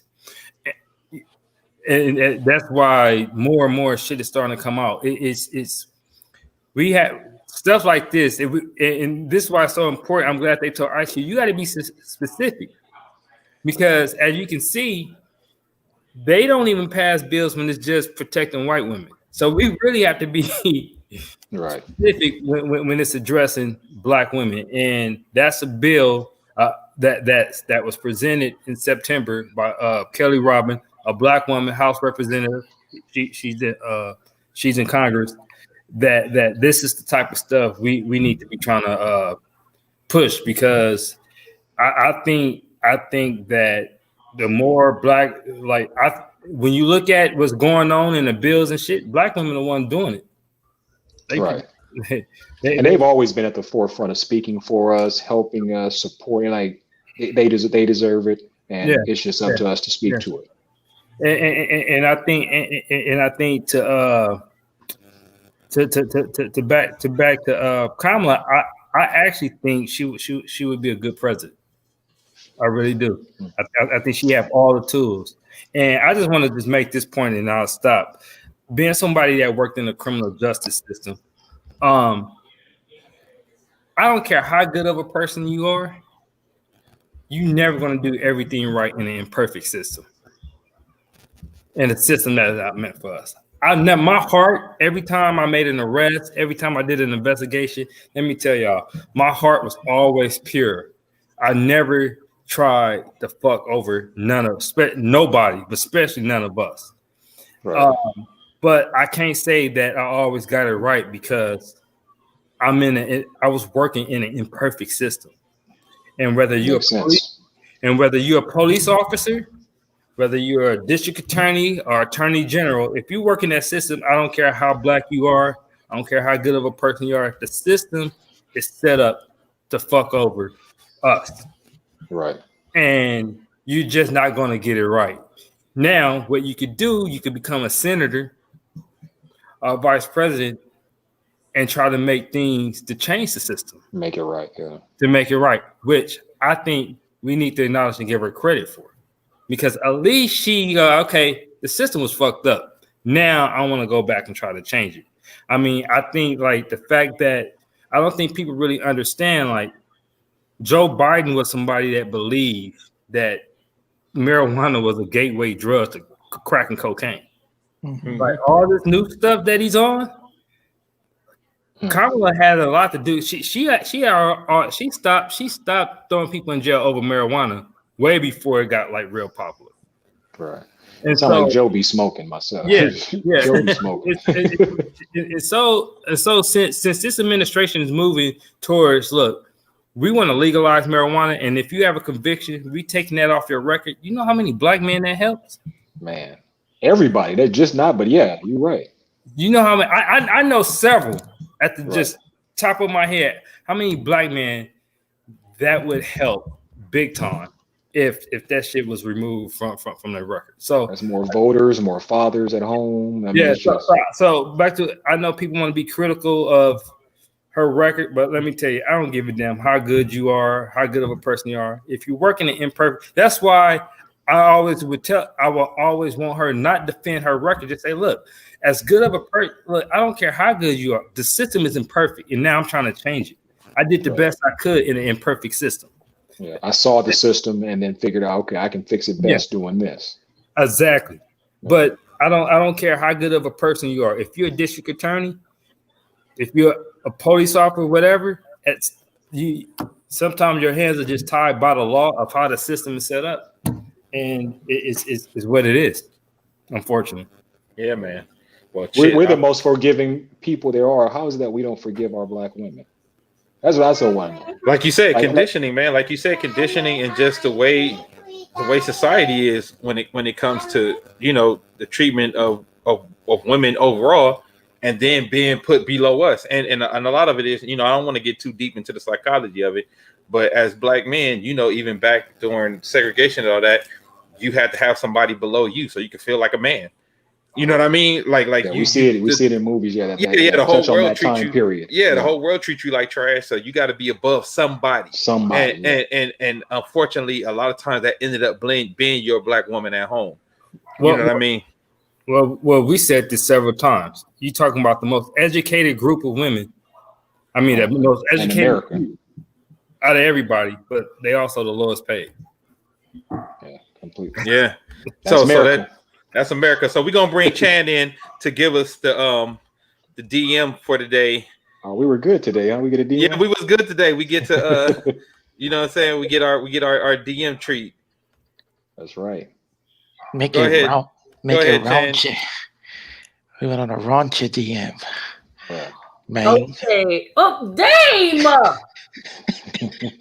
not doing it. See, Dame, put it for all of us, man. Come on, Dame Q, Hey, Dame Jackson. Only one person on this panel like that. Sheila. Sheila. Yeah. It's a Sheila Chan. You know, a light skinned woman would not turn down a close up. I mean, it's the biggest close up on earth. Too. I mean, Like, that could be all like me. Yeah, I don't even have to say that. Y'all see my thoughts. Okay, can you guys hear me? Because now we getting with the slowdown. So can y'all hear me? Because I'll just read. Yeah. Yes, we can. Yeah, we got you. If your significant other has old videos and photos of women he was with, would you be mad? They kept it.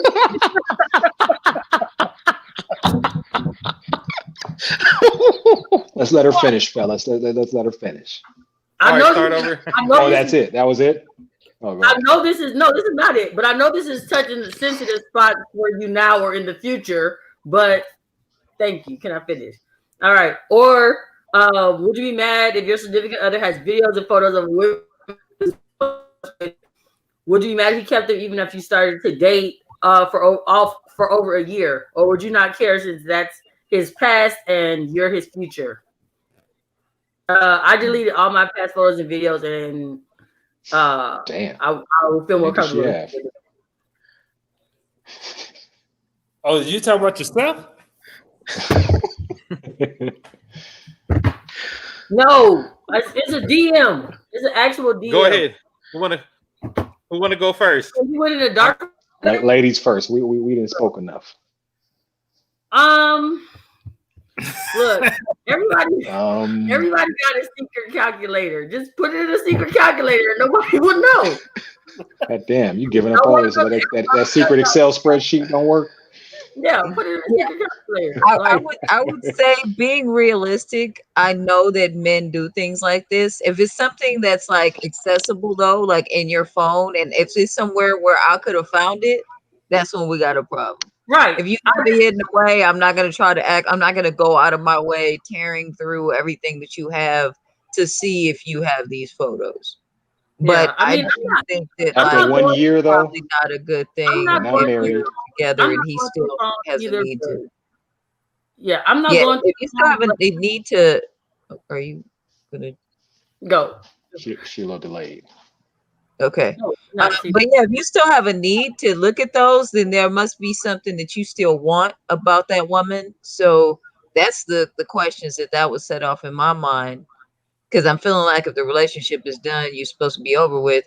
And it would also make me not want to do any of those things for you, because it makes me feel like if our relationship didn't work, you'd still be hanging on to that stuff too for some other female to run across. So it's, on a few levels. Okay. Not a good situation. I'm just thinking about it from my perspective. Like, there's some stuff like I to be honest, like we just like to go back and look at it. Like it doesn't like mean anything. You just like the way I reminisce over you, my God. Yeah, like, oh, this is really nice. Like, maybe you know what I mean?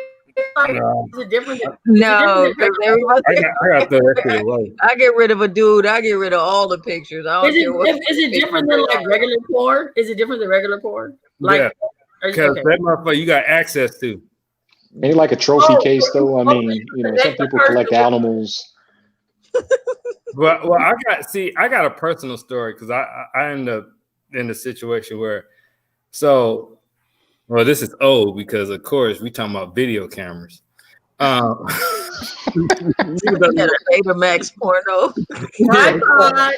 So no, but I had like a DVD camera. So Film production crew. So when me and my ex broke up, it was a bad breakup.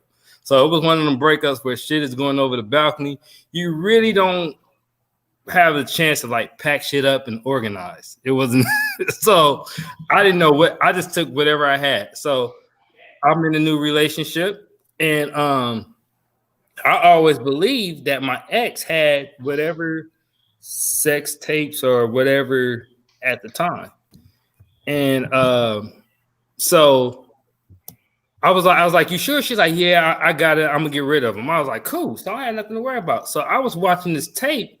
I had found like an old tape, and it was my daughters singing Beyonce. I was like, oh, okay. But see, I didn't know, I didn't go further because apparently I thought that was a blank tape, and me and my ex sex tape was actually on there. So you better be glad your daughter didn't try to show this to her kids or something. So check this out. So I go in there, I go to sleep, and the person I'm with, I guess she wanted to see what I was watching because, you know, I was watching my daughter, so she went a little further in the tape than I did. Next thing you know, I got like hit in the side of the head with a camera. I'm like, boom. So, you know, what the fuck you trip? She's like, you watching this shit? Look, I'm already like, oh, I can't watch my motherfucking daughters. Like, I'm on a whole defensive and everything. So she's like, come in the living room, like on the big screen. It just, she's like, look at your face. It's all in there. I was like,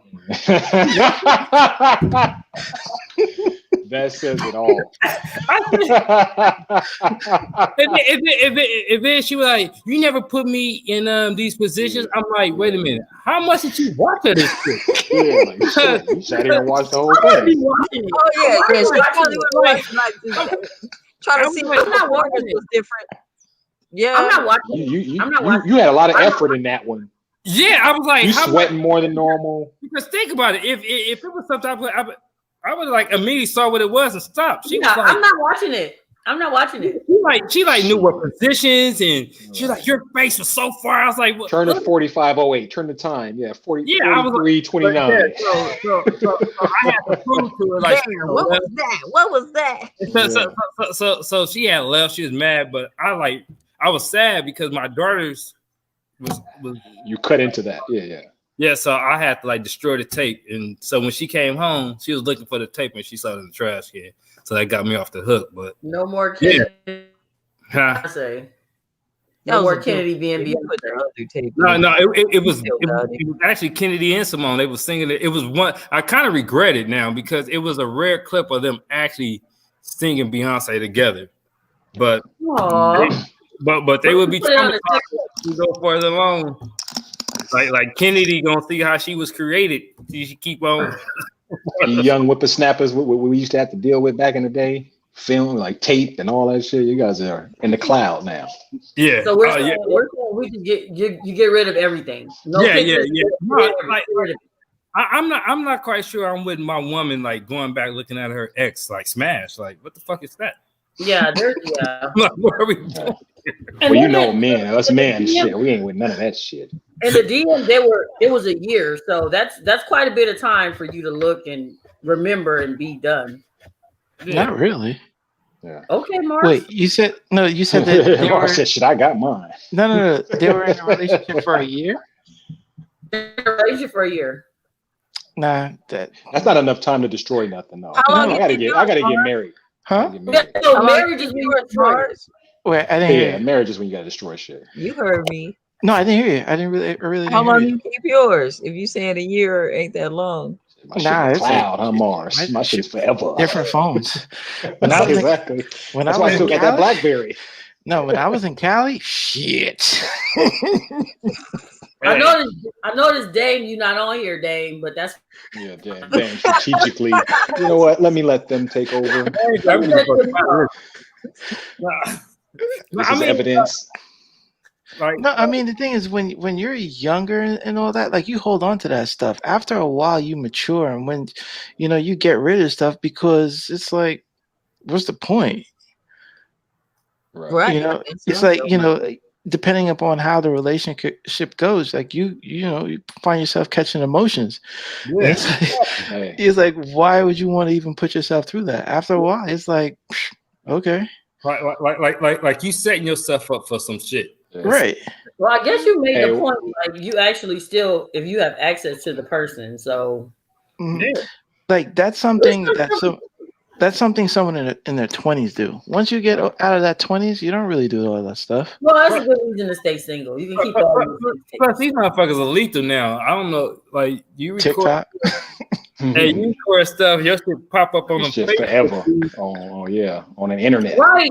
Yeah.